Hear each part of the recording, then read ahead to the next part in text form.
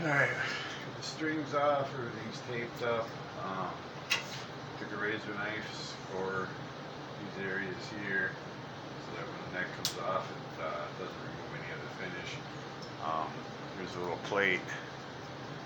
I'll show you that's inside.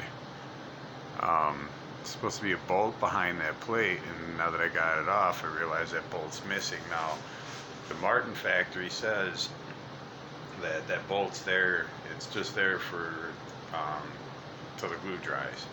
But everybody I've talked to so far that owns one of these says that that's a bunch of crap. That bolt is absolutely necessary. Martin might have thought that that's was going to be the case. I'm not saying they outright lie to people, but come to find out that bolt is necessary, and without it, people have been having a lot of issues. It's missing in this one, so when I get the neck off, I'm going to have to check the threads and what size bolt it is and whatever, and have to get another one. This was kind of a pain in the ass to get off. It's on, basically stuck on there with double-sided sticky tape.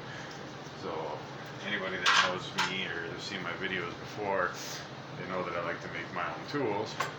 So I made me a handy-dandy little tool that I just went inside there and scored around the whole thing and slowly, carefully loosened her up and got her off.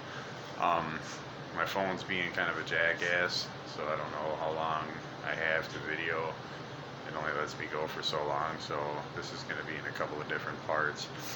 So right now I'm going to pause it, and I'm going to get my jig ready to heat up the fretboard tongue extension there, and I'll show you what I use to do that.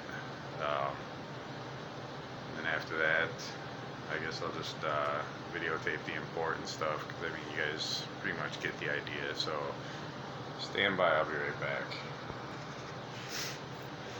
Okay, this is a jig I made. I just made this one yesterday. I had another one, but we've moved a few times, so I've lost quite a bit of stuff. It's basically just a piece of wood. It's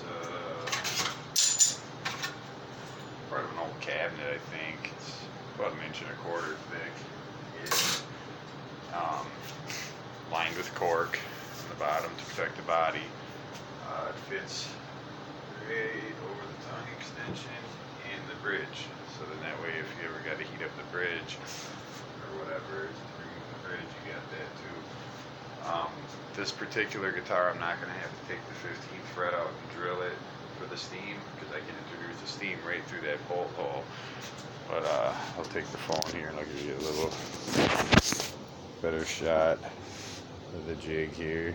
I don't know, you can't really tell, but as you can see, yeah, it sits right on there. That way I use a clothes iron. I can put the clothes iron right over the top of this. Got my little thermometer gauge here I'll put in there. It'll tell me how hot it is, whatever. But yeah, so that's the next step, is loosening the tongue, fretboard extension tongue here. And then what we'll do after that is we'll get it nice and loose, and then I got these Kevlar, I believe, shims that you stick under there that holds it up so the glue doesn't, it doesn't sit back down and set again while you're introducing the steam and whatnot. So that's what we'll do for right now. We'll get the jig on here, we'll get the iron going, get that hot, so we can heat this up and start loosening that tongue. So stand by. If the video cuts out, I'll make another one. Like I said, it's probably going to be 3 or 4 or 5 maybe all together. All I'm going to be able to do tonight is get the neck off, because then you got to let it sit for 24 hours, let it dry really good, and that's when you want to remove your material and start fitting it back on again where it's supposed to be. And then we should have a better neck angle, and I think I'll be jamming away real soon again. It actually is a nice sounding guitar, I mean, Martins are good, but like I said, with this particular model, from what I've heard, a lot of people talk about that own these, it's a hit and miss. Some people have no problems with them at all and they absolutely love them. Some people have had several problems with them, and it's mainly neck angle issues. But you know, once that's addressed and taken care of and fixed, they're great. They play fine. They sound nice. Even though it is a left-hander, I strummed around with it a little bit.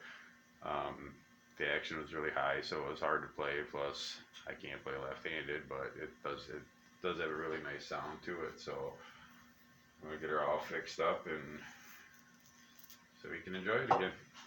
So we'll stand by. I'm gonna get the iron heated up and maybe I'll videotape a little bit of loosening the tongue extension. But again, you guys aren't dumb, you know, you get the idea of what's going on, what's got to happen here. So we're just gonna make this happen.